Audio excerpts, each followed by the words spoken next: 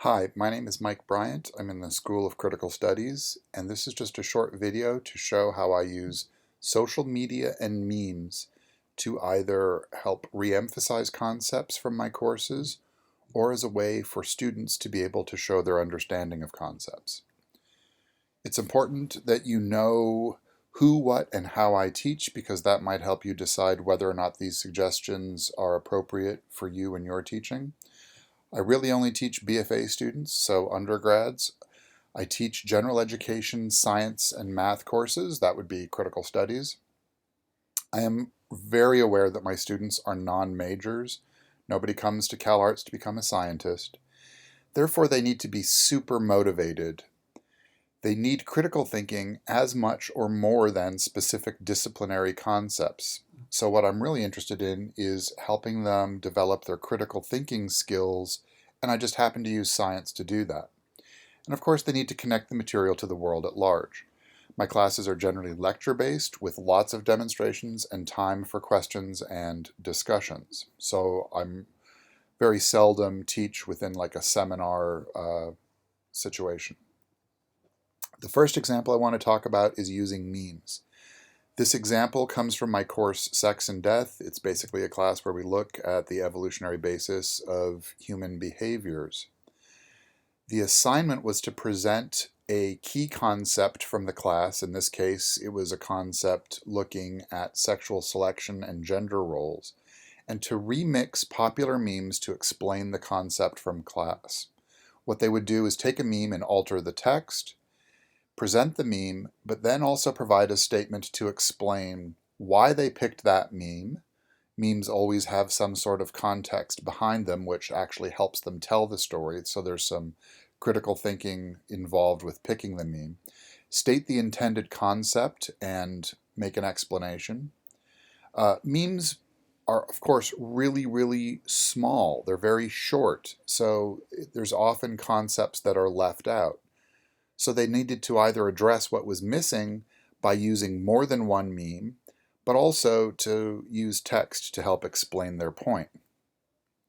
There's a great meme generator. If you just Google blank meme generator, you'll find it, but I've got the link here. You basically type in the text and it will populate it. In this case, I very cleverly folded in this current situation into the Drake meme.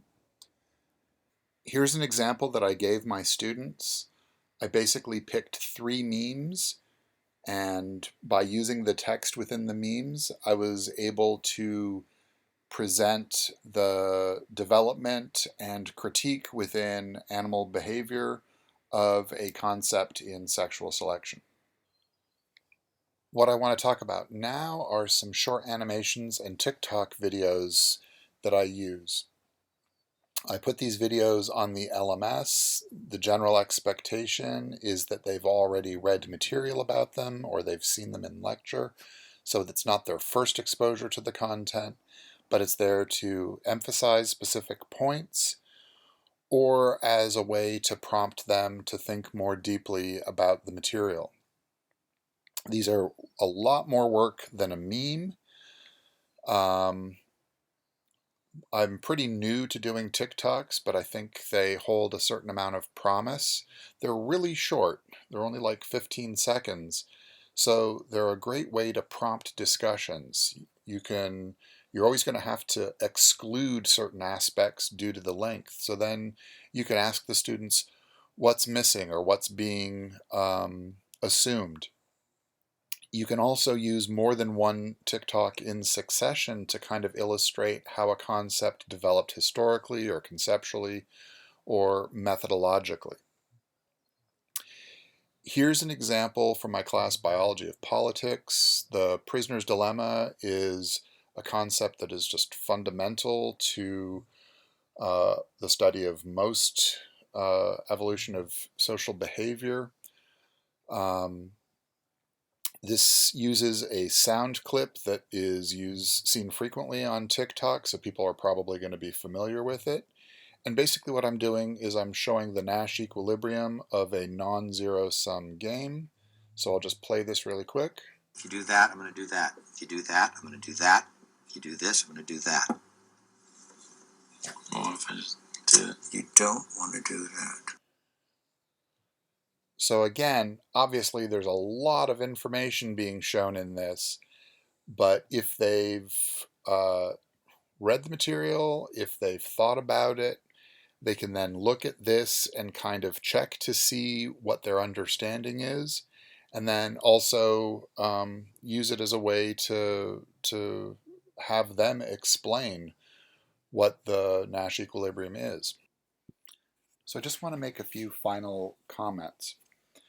Memes are familiar and flexible. There's a lot of different ways that you can use them, but what they allow you to do is force students to express concepts with just the bare essentials.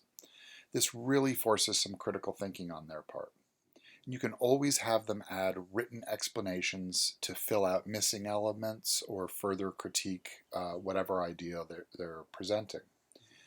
TikTok or other short videos, it's probably not the best way to teach a new concept, but you can use it as a tool to place emphasis on select aspects, really drive home what is an important thing for students to consider. You can also use it as a prompt for discussion. And of course, both of these can be very fun and engaging, which is probably going to be a really important factor when we're trying to present material virtually in the near future. If you have any questions, I'd love to keep talking about this. My email is just mbryant@calarts.edu. Thank you very much.